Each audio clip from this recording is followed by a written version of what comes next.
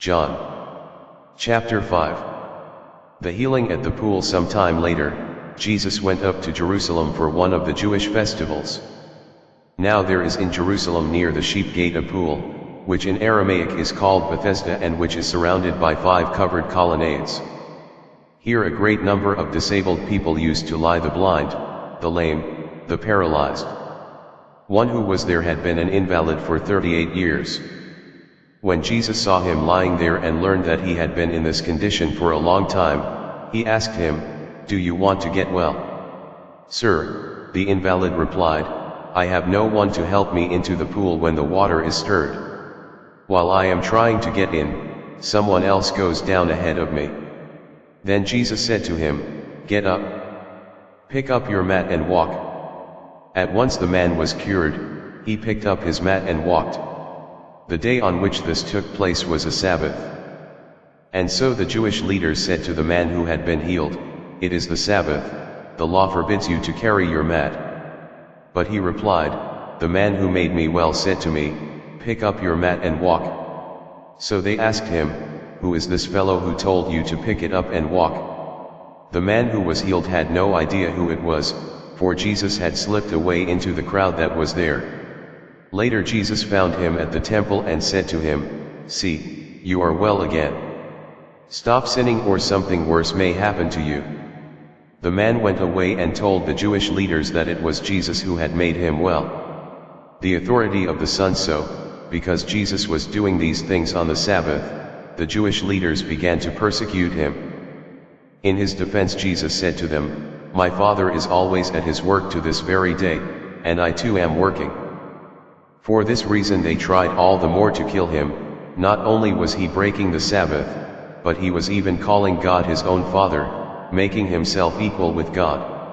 Jesus gave them this answer, "Very truly I tell you, the Son can do nothing by himself, he can do only what he sees his Father doing, because whatever the Father does the Son also does. For the Father loves the Son and shows him all he does. Yes, and he will show him even greater works than these, so that you will be amazed. For just as the Father raises the dead and gives them life, even so the Son gives life to whom he is pleased to give it. Moreover, the Father judges no one, but has entrusted all judgment to the Son, that all may honor the Son just as they honor the Father. Whoever does not honor the Son does not honor the Father, who sent him. Very truly I tell you, whoever hears my word and believes him who sent me has eternal life and will not be judged but has crossed over from death to life. Very truly I tell you, a time is coming and has now come when the dead will hear the voice of the Son of God, and those who hear will live. For as the Father has life in himself, so he has granted the Son also to have life in himself. And he has given him authority to judge because he is the Son of Man. Do not be amazed at this, for a time is coming when all who are in their graves will hear his voice. And come out those who have done what is good will rise to live, and those who have done what is evil will rise to be condemned. By myself I can do nothing, I judge only as I hear, and my judgment is just, for I seek not to please myself but him who sent me.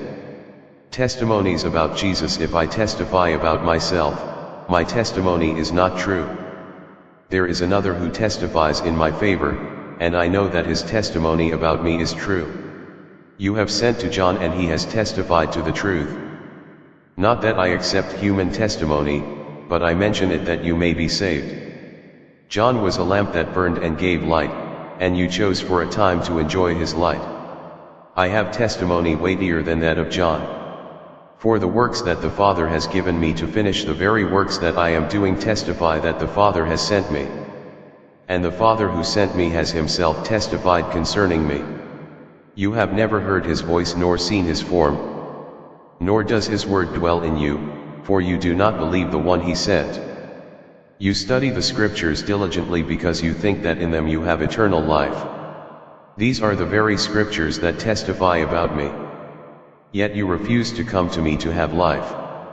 I do not accept glory from human beings. But I know you. I know that you do not have the love of God in your hearts. I have come in my Father's name, and you do not accept me, but if someone else comes in his own name, you will accept him. How can you believe since you accept glory from one another but do not seek the glory that comes from the only God? But do not think I will accuse you before the Father. Your accuser is Moses, on whom your hopes are set. If you believed Moses, you would believe me, for he wrote about me. But since you do not believe what he wrote, how are you going to believe what I say?